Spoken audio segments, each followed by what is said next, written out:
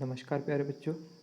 हमने पिछले एपिसोड में chemical reaction and equation chapter start किया था, उसके इंट्रोडक्टरी पार्ट को देखा था and some basic concept about the reactant, product and their representation form of chemical reaction and equation.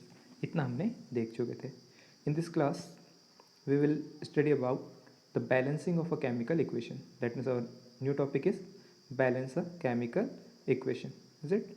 So यहाँ तक हमने देख चुके थे. The new topic is balancing a chemical reaction or chemical equation. We know that according to the law of conservation of mass, the mass can neither be created nor be destroyed in any chemical reaction or during any chemical change. Means the total mass of reactant must be equal to the total mass of product in a balanced chemical equation. Is it? Here we are adding a word balanced before chemical equation or chemical reaction, because balance होगा तभी यहाँ पर law of conservation of mass verify हो पाएगा या valid होगा. तो हम कहेंगे यहाँ पर इन अ केमिकल रिएक्शन और during a chemical change the mass of reactant is always equal to the mass of product. In another word, we can say that the number of atoms of each element remains the same before and after chemical reaction. Hence, we needed to balance a chemical skeleton of equation or any reaction. Is it clear?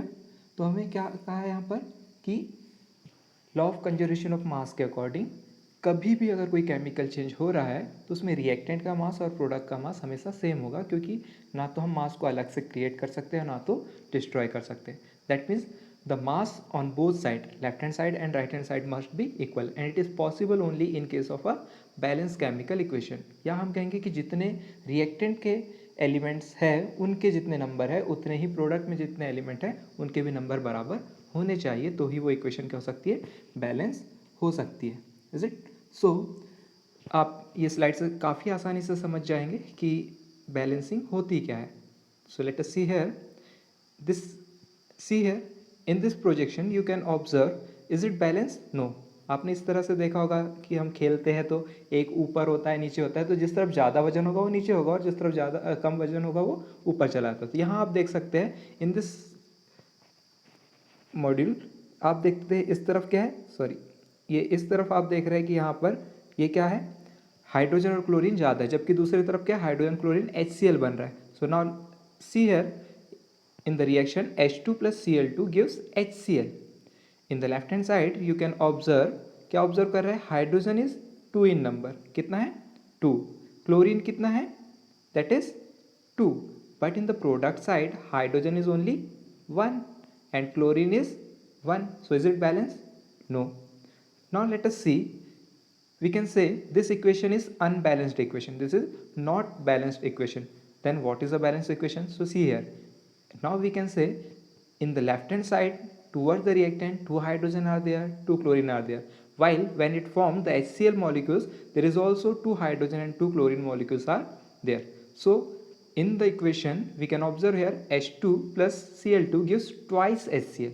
कितने HCl है वहाँ पर, twice. जबकि left hand side जो equation है unbalance equation, वहाँ पर कितना HCl था, 1.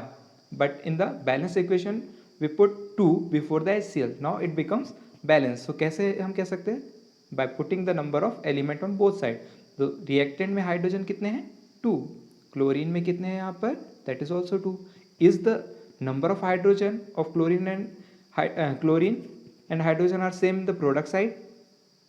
Yes, they are also 2 2. So we can say this is a balanced chemical equation or balanced chemical reaction. समझ में आया, क्लियर? यहाँ पर एक बार फिर से क्या बोला हमने कि अनबैलेंस केमिकल इक्वेशन में number of element in the reactant and product side में भी differ, but in a balance chemical reaction the number of each element in the reactant side as well as on the right hand side, means towards the product side, must be equal.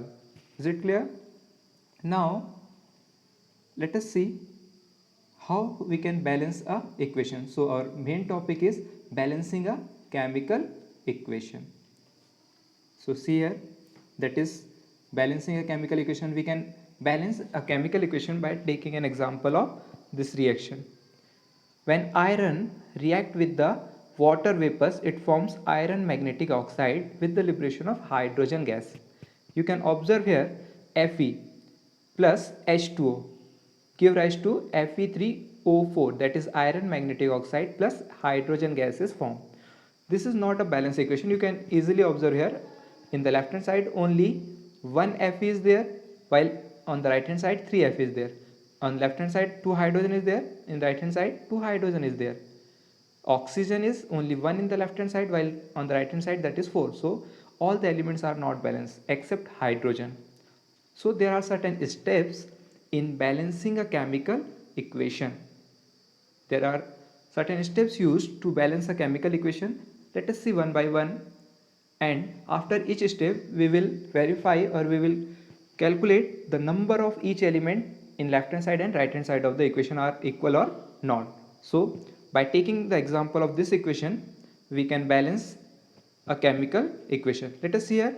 In step first, the step first is writing the skeleton formula. Skeleton formula हमने बता चुके कि basic framework formula which consists of the formula of reactants and product, chemical formula of reactant and product. तो ये एक ऐसा है पहली इक्वेशन या पहली स्टेप जो है, यहाँ पर हम बेसिक फ्रेमवर्क लेंगे या उसको हम कहते हैं स्केलेटन, कि सबसे पहले क्या लिखा जाता है, स्केलेटन लिखा जाएगा. और हमने ये लिखा है यहाँ देखिए, that is Fe plus H2O give rise to Fe3O4 plus H2. ये ऑलरेडी दिया हुआ है, but this is the step first in balancing a chemical equation. So उनको हम क्या करेंगे, बॉक्स के इनसाइड लिख देंगे.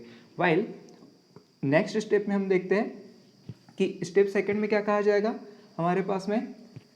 अब जो इक्वेशन है Fe plus H2O give rise to Fe3O4 plus H2, उसके लिए हम क्या बना लेंगे, पहले लिस्ट बनाएंगे. ठीक है, in step second we will form a list of element in left hand side and right hand side, that means that of reactant and product. यहाँ देख सकते हैं आप क्या है कि Fe, H और O दिख रहे हैं एलिमेंट्स. यहाँ पर number of atoms in the reactant means left hand side, while the number of atoms in product side means right hand side. So Fe is 1, यहाँ इक्वेशन में देखिए ऊपर Fe 1 है और Fe इस तरफ कितने 3, H कितना है यहाँ पर 2 है, इस तरफ भी 2 है, oxygen 1, while on the right hand side that is 4. So this is not a balance equation. हमारे को एक क्या मिल गया यहाँ पर कि कितने कितने एलिमेंट हैं, ये हमें पता चल चुका है. Is clear. Now step third पर जाएंगे हम. ये आपकी दो स्टेप थी, पहले writing the skeleton, then second one is make a list of element in left hand side and right hand side of the equation.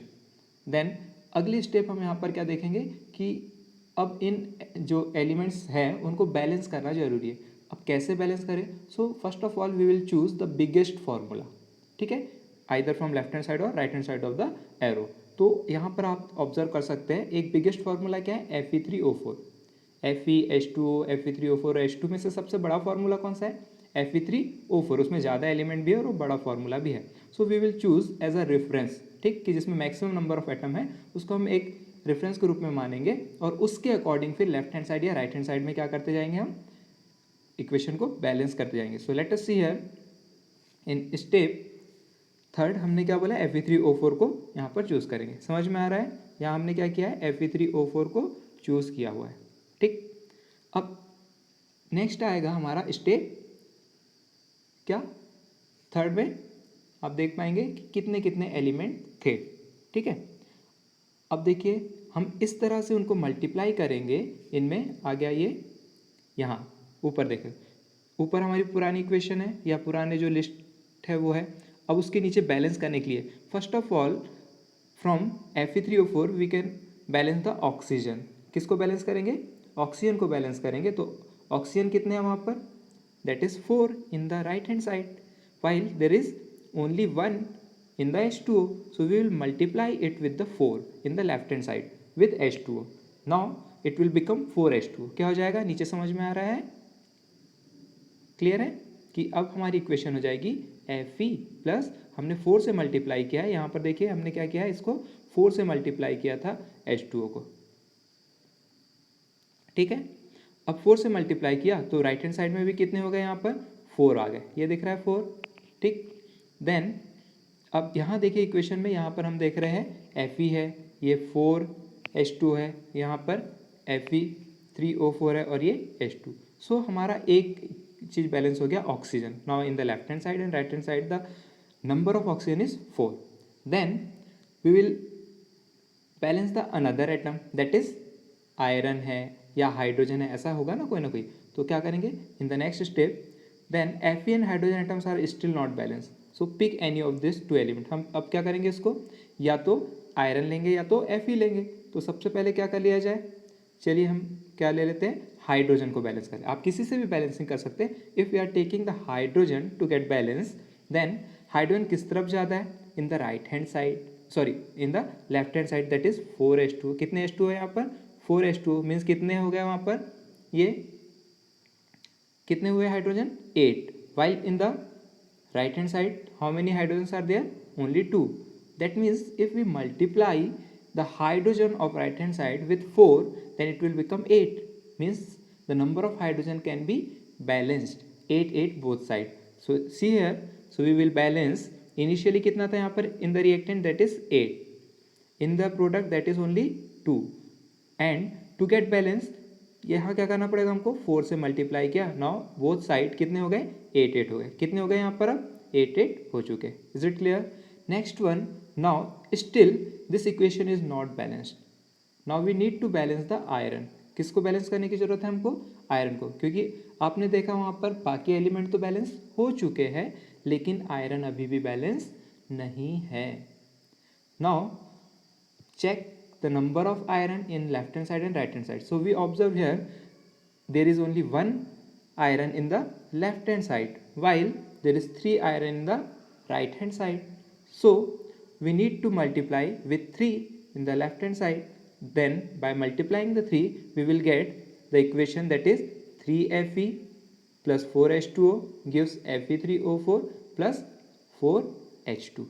Now make a list of element and check either the number of element on both sides are equal or not.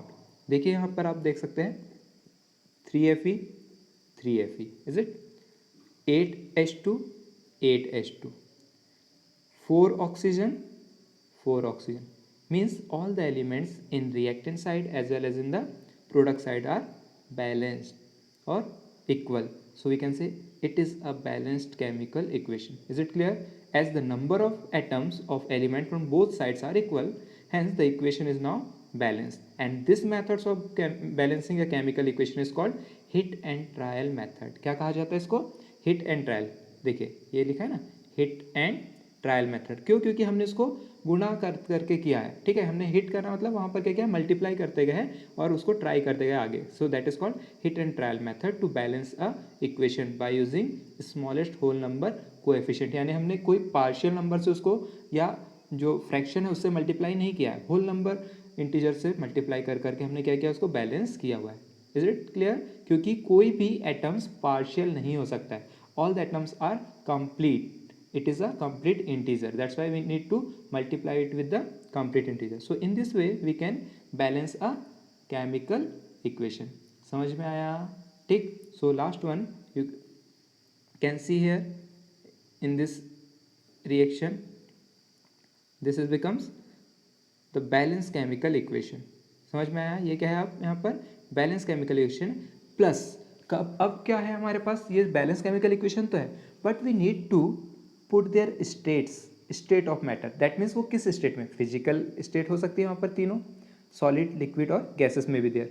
So to represent a balance chemical equation completely we need to write their physical state along with them in the bracket, is it.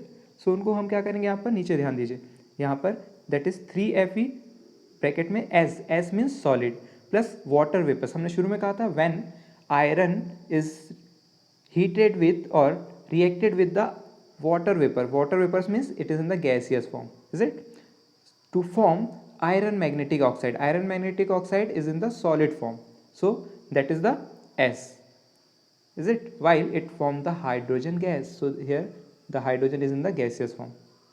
समझ में आ रहा है। so we can put the state of matter in bracket as subscript, clear है।